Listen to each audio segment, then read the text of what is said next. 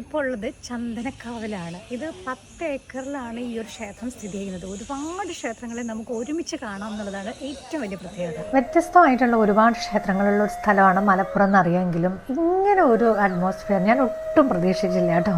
വലിയ വലിയ മരങ്ങളും വള്ളിപ്പടർപ്പുകളും വവ്വാലിൻ്റെ ശബ്ദവും വലിയ കുളവും മഞ്ചാടിക്കുരുവും അങ്ങനെ നമുക്ക് നഷ്ടപ്പെട്ടുകൊണ്ടിരിക്കുന്ന ഒരുപാട് കാഴ്ചകൾ അതിവിടെ ഇങ്ങനെ ഭംഗിയായിട്ട് സംരക്ഷിച്ചു പോരുന്നുണ്ട്.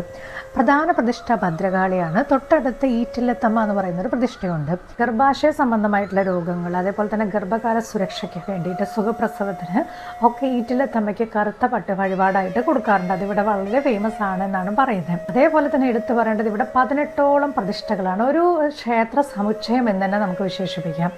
ഇവിടുത്തെ പ്രത്യേകതകളും വഴിപാടിൻ്റെ കാര്യങ്ങളും ഒന്നും എനിക്ക് ഈ വീഡിയോയിൽ പറഞ്ഞു തീർക്കാനാവില്ല. അപ്പോൾ അതുകൊണ്ട് ഞാൻ അതിലേക്ക് കടക്കുന്നില്ല.